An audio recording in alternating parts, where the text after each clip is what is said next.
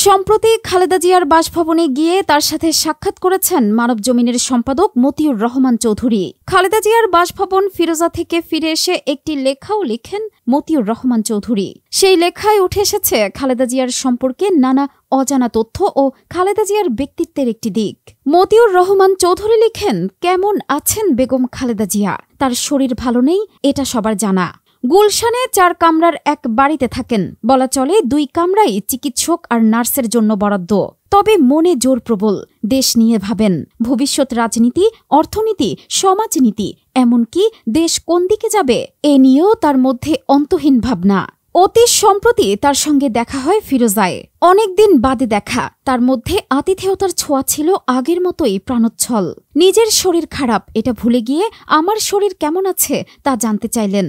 স্মরণ করতে হয়, আমি যখন নিউ ইয়র্কের হাসপাতালে চিকিৎসাধীন তখন তিনি সহকর্মীর মাধ্যমে একাধিকবার ফোন করেছেন, জানতে চেয়েছেন কেমন হলো আমার অপারেশন। ফিরোজার আড্ডায় নির্মল হাস্যরস ও সিরিয়াস রাজনীতি নিয়ে ঘণ্টাখানেক তার সঙ্গে কথা হয়। সাক্ষাৎকার নয়, আলাপচারিতা। এ সময় তার নিরাপত্তা বিষয়ক উপদেষ্টা জেনারেল ফজলে এলাহি আকবর উপস্থিত ছিলেন। তিনিও মাঝে মাঝে আলাপচারিতায় প্রসঙ্গক্রমে যুক্ত হন। খালেদা জিয়ার সঙ্গে কথা বলে মনে হয়েছে আগের মতো সক্রিয় হতে চান, কিন্তু এক্ষেত্রে বাধা হয়ে দাঁড়িয়েছে শরীর। নানা অসুখ বিসুখে তিনি ক্লান্ত। দীর্ঘদিন নানা শারীরিক জটিলতায় ভুগলেও এখন আগের তুলনায় অনেকটা ভালো। যদিও হাঁটাচলা প্রায় অসম্ভব, নার্সের সহায়তায় বেডরুম থেকে ড্রয়িং রুমে আসেন। সীমিত ভিজিটরদের সঙ্গে কথাবার্তা বলেন। তবে বিলেত প্রবাসী ছেলে তারেক রহমানের সঙ্গে ফোনে কথা হয় নিয়মিত। জানতে চান দেশ দুনিয়ার খবরাখবর।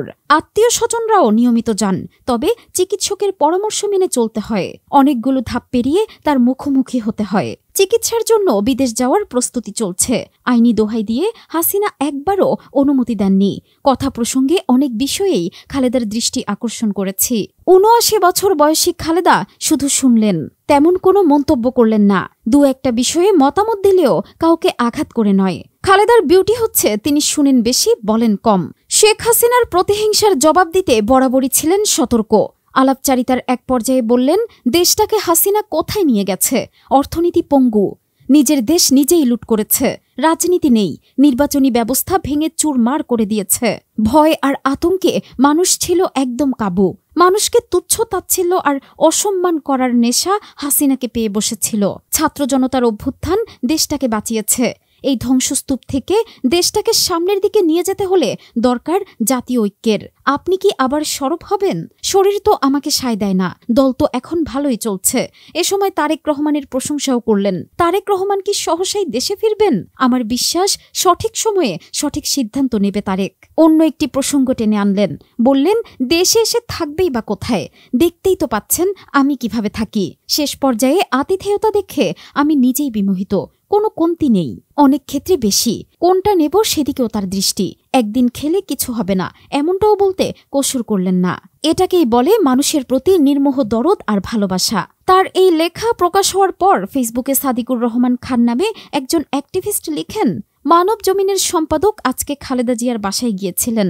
মজার ব্যাপার হলো, হাসিনার অনেক সমালোচনা মতিউর রহমান চৌধুরী খালেদা জিয়ার কাছে করেছেন। খালেদা জিয়া চুপচাপ শুনেছেন, বাট হাসিনার নামে একটা খারাপ কথাও বলেননি। দেশ নিয়ে আফসোস করেছেন যে হাসিনা দেশটাকে শেষ করেছে, অর্থনীতি শেষ করে দিয়েছে। এর বাইরে হাসিনার ব্যাপারে আর কোনো কথা নাই। অথচ হাসিনা সুযোগ পাইলে ক্যামেরার সামনেই চোখ মুখ উল্টে এমন কোনো খারাপ কথা নাই যেটা বলতেন না। নারী হয়ে আরেকজন নারীর ক্যারেক্টার নিয়ে কথা বলতেও হাসিনার মুখে আটকাতো না, এতটাই ছোট লোক ছিল। অথচ খালেদা জিয়া মিডিয়ার সামনে না, ব্যক্তিগত আলাপচারিতাতেও একটা শব্দ বলেননি। রাইট ছিল বলার। হাসিনা এত বেশি আজে বাজে কথা বলেছে, এত জুলুম করেছে, রাগ থেকেও কিছু বলা খালেদার জন্য খুব স্বাভাবিকই ছিল। অথচ খালেদা জিয়া বলেন নাই, শুধু আজ না, কখনোই বলেন নাই। এই যে ব্যক্তিগত রাগ, ক্ষোভের ঊর্ধ্বে উঠে কথায়, আচরণে নিজের আভিজাত্য বজায় রাখা, এই জিনিসটা বাংলাদেশে রেয়ার।